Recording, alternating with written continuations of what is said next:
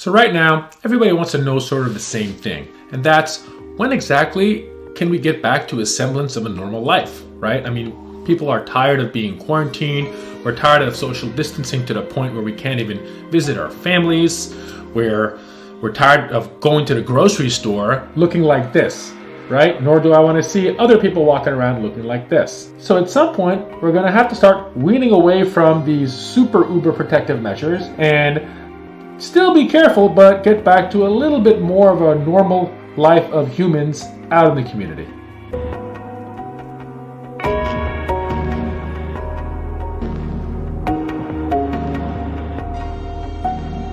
There's sort of two camps on the subject, right?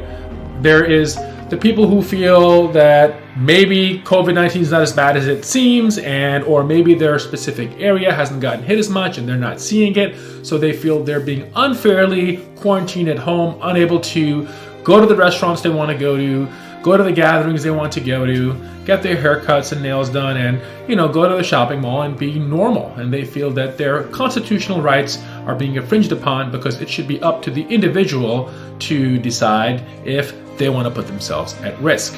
Then there's sort of the other side that's saying that we have to continue to bunker down right now. It's too soon, that the businesses should not reopen normal functioning. The beaches should not reopen, all these sorts of things until we're confident that there is a huge downtrend, there's a vaccine available, and things are much different than they are now. Now, the reality is it's obviously something in between. This is not a black or white issue. This is a big gray zone. There's some places that are getting way harder hit and other places that are getting very minimally hit, and we're all sort of being bunkered down the same way. So I can see how there are some people who feel that they're being unfairly quarantined and their rights are being taken away from them. But we have to remember, this is not about me. This is about we, right? To quote Governor Cuomo. And that means it's not just about our individual selves going out into the community, risking our own selves of getting the virus. It's the fact that you as a asymptomatic individual could infect other people. Right? So that's what's so weird and scary about this virus, that there's a lot of asymptomatic people going around with the virus that don't know they even have it, right? Because their immune system fought it well enough and they never got any symptoms, but the virus is still there and they could still transmit it, right? So they could transmit it to another individual who may be more susceptible, and potentially that person could get very sick or die. Okay, so that's what this is about. It's not about the individual rights being taken away. It's we're caught in a challenging situation that we have to try and take care of our entire population, society, the best that we can. Both sides have to sort of listen to each other and talk to each other and realize that we are on the same page here, okay? And we're trying to do what's best for society as a whole. Now, just because you may be in an area that hasn't gotten very hard hit doesn't mean you're not going to get hit yet. Now, I want to point out Singapore. Singapore is an example of a country that got a really good control on their viral spread early on, and they did that with aggressive testing, contact tracing, and quarantining, right? So they had it down. But after them being the model country in Asia, what happened? They had a surge of cases. In fact, they became the highest number of cases in an Southeast Asian country. And why did that happen? Because the migrant workers and the working class people who live in these really crowded dormitories, there was no social distancing practice there. And what happened? Although the cases were flat, if you look at this curve, they really flattened out, and then boom, there was an exponential surge, right? And that's just because there was lack of social distancing and it was really crowded conditions, and all it took was one spark. This is a perfect example of how just a little bit can go a long way when it comes to this virus. So we have to be prepared. This kind of a second surge is a real possibility, and I think Singapore's story proves that. So when exactly do we open? Now, again, we can't keep this country closed forever. We need to start getting businesses moving. There have been so many layoffs that people have economic hardship.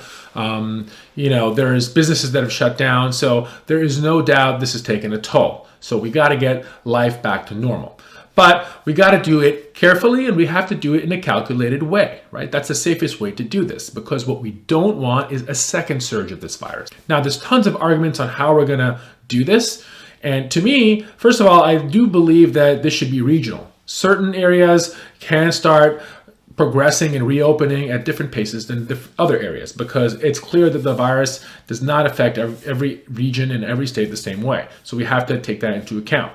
What we need to see is a steady decline in the number of new cases, right? So over the course of a week or two, we have to make sure that there is a downward trend in a specific region, right? We can't get too complacent just after 3 or 4 days because, perfect example is Massachusetts. Here in Western Massachusetts, we're seeing a steady decline now in the number of new cases, whereas Boston is peaking right now.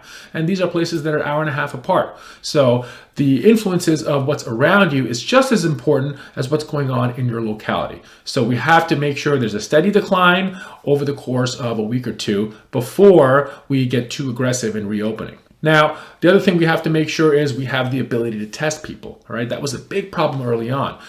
Some of the countries that got a hold on things earlier was because of rapid and aggressive testing. So there's no question we have to be able to test anybody who has symptoms and anybody who's been exposed to somebody who has it.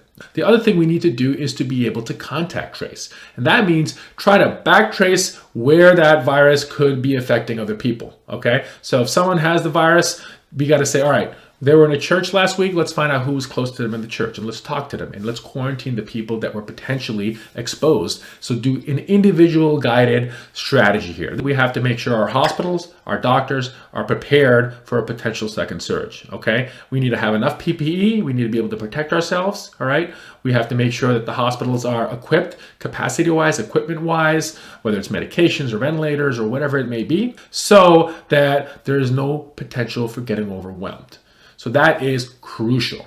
The other thing we need to make sure we have available is antibody testing, right? So that's going to be really important. Problem with antibody testing is it's the Wild West right now because there's so many vendors and there's so many tests out there. We don't know what's really accurate and what's good. So once the FDA figures out which ones they approve, those are the ones we need to roll out, and we have to be able to check a large number of people. Okay, now who should get antibody tested? Ideally, every single person, right? Is that going to be possible? Probably not. So in order to utilize that to reopen the economy, we should start testing high-risk people, such as people who live in nursing homes, people who are 60 and older, people with underlying medical conditions. Honestly, they all should get antibody testing to make sure that it's safe for them to get out into the community because they're the ones that are more likely to get super sick. Now, other things such as workplaces that are going to be high risk, grocery stores, restaurants, places where there's going to be large gatherings of people. So we have to be prepared with a strategy for these areas that have high risk for transmission and know who's been exposed, who's immune, and who's still susceptible. And finally, we have to hope that there's a vaccine in the future because that's sort of going to be the late stage. Of course, the vaccine is not coming anytime soon. We can't wait around for the vaccine before we start reopening, but we need to have a game plan, right? We have to be invested in a vaccine being available at some point and distributing it when it is ready. Businesses like restaurants, for example, should be operating not at full capacity. We have to make sure that there's not overly crowded conditions.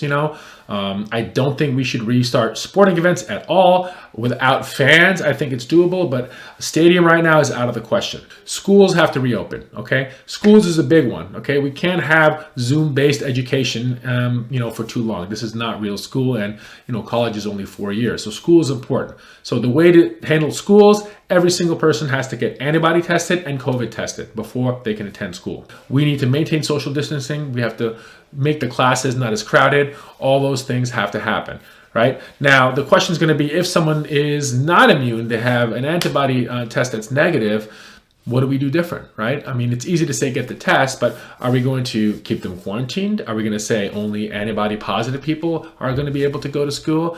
This is tricky. So we have to figure out exactly what we want to do with this information. So again, we have to, yes, open the economy. We have to do it carefully and slowly in a controlled fashion. We have to utilize antibody testing to help guide us, especially the higher risk people, and know who should be extra cautious and who should or should not come back into the community.